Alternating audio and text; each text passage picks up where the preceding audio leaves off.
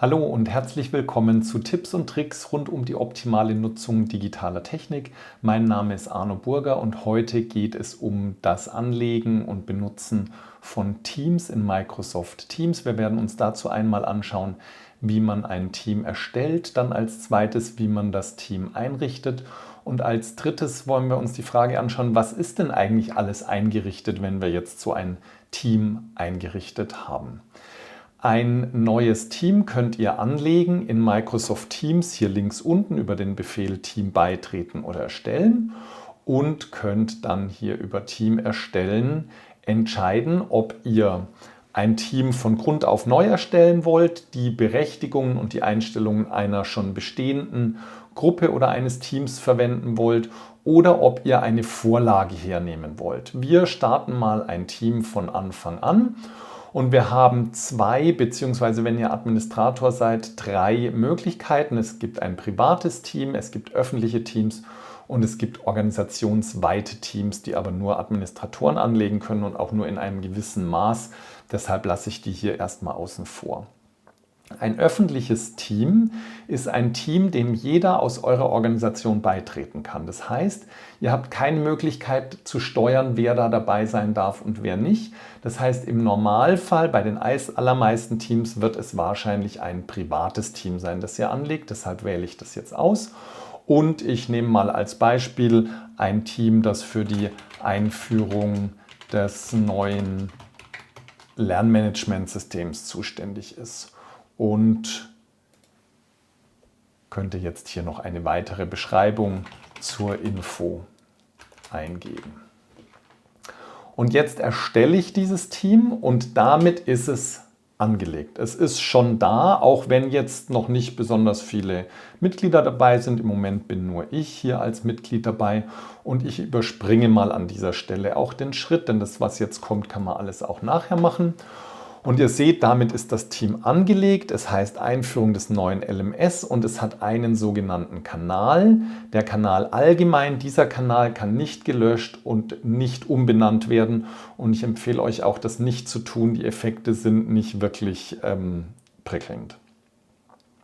Wenn ihr jetzt also dieses Team angelegt habt mit dem einen Kanal, dann habt ihr die Möglichkeit, dieses Team zu verwalten, indem ihr hier hinten auf die drei Punkte klickt, Team verwalten wählt und jetzt seht ihr, könnt ihr zum Beispiel Mitglieder hinzufügen, ihr könnt Kanäle einrichten, ihr könnt Einstellungen für dieses Team machen und so weiter und so fort. Und das erste, was ich jetzt mal mache, ist, dass ich Mitglieder hinzufüge und da füge ich erstmal ein Mitglied hinzu, nämlich den Arno Burger.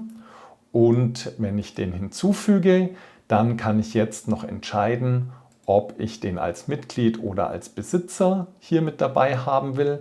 Ich empfehle euch immer mindestens 2 Besitzer für ein Team zu haben, denn wenn der eine mal nicht da ist oder krank ist oder gar aus dem Unternehmen ausscheidet, dann ist es immer besser, es gibt sozusagen noch einen zweiten, der hier die Verwaltung vornehmen kann.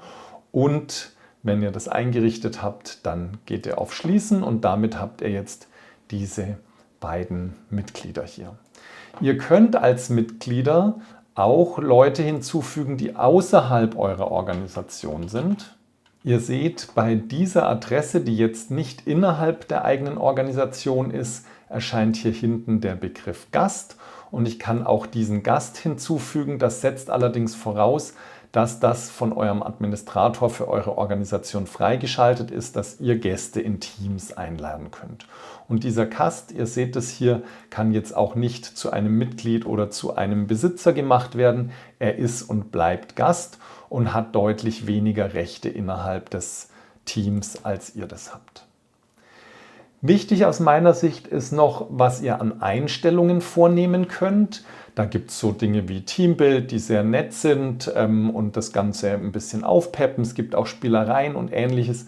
Aber was aus meiner Sicht sehr wichtig ist, sind die Mitgliederberechtigungen.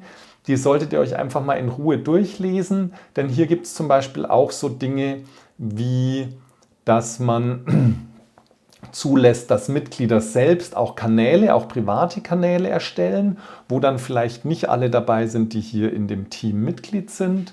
Und hier ist auch zugelassen, dass Mitglieder Kanäle löschen und wiederherstellen. Und es ist immer die Frage, will ich als derjenige, der das betreut, dass die Mitglieder so viel Berechtigungen haben.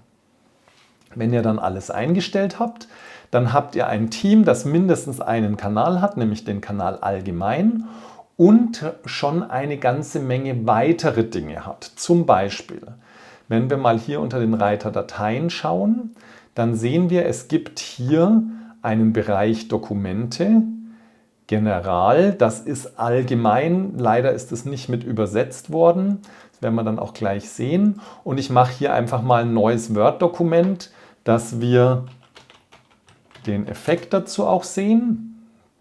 Und habe jetzt das Word-Dokument erstellt, es wird hier eingetragen und ich springe mal zurück, damit ich wieder meine Übersicht habe. Also unter Dokumente, General oder Allgemein habe ich jetzt dieses Beispieldokument. Und das liegt nicht in Teams, sondern es liegt auf dem SharePoint-Server.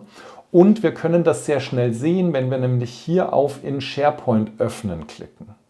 Das heißt, wenn ich ein neues Team anlege, dann wird auf dem SharePoint-Server, das ist eine Datenbank, die man unter anderem zur Dateiablage nutzen kann, dort wird gleich ein Ordner für Dokumente angelegt und für den Kanal, den ich habe, allgemein wird hier ein Ordner angelegt. Wenn ich auf Dokumente gehe, dann sehe ich, diesen Ordner gibt es hier und im Moment gibt es eben nur den einen Kanal und deshalb auch nur diesen einen Eintrag. Und wenn ich jetzt in Teams hergehe und in Teams einen neuen Kanal anlege, zum Beispiel füge ich einen Kanal hinzu und den nenne ich Teilprojekt Schulung und füge den hinzu. Dann hat dieses Teilprojekt Schulung, dieser Kanal in dem Team Einführung des neuen LMS, hat auch einen Bereich für Dateien und für die Dateiablage. Ihr seht, der heißt auch genauso wie der Kanal. Und wenn ich jetzt zu meinem SharePoint-Server zurückwechsle, dann seht ihr, hier ist für diesen Kanal auch ein neuer Ordner angelegt. Und es ist jetzt nicht gut, wenn ihr auf der Ebene des SharePoint-Servers anfängt, irgendwie Ordner auf dieser obersten Ebene zu verändern, weil die ja korrespondieren mit dem Namen hier in Teams und da gibt es immer mal wieder dann ein Durcheinander. Also gewöhnt euch an, für Teams immer nur auf der Kanalebene von Teams Dinge umzubenennen, wenn das notwendig sein sollte. Was ist jetzt zusätzlich noch mit angelegt worden? Es ist ein Bereich für Unterhaltungen angelegt worden. Es ist zum Beispiel ein Notizbuch angelegt worden. Das heißt also ein OneNote-Notizbuch automatisch für diese Einführung des LMS. Und dieses OneNote-Notizbuch, das kann ich mir in Teams, viele von euch kennen das sicher schon, hier oben über das Plus als App einbinden. Das heißt, ich wähle mir hier dieses Registerkarte einfügen, wähle OneNote und jetzt erstelle ich nicht ein neues Notizbuch. Nein, es gibt ja das Notizbuch schon und ich binde einfach nur das Notizbuch für die Einführung des LMS hier an dieser Stelle, wo ich es gerne haben möchte, mit ein und kann dann an dieser Stelle hier auf dieses Notizbuch zugreifen.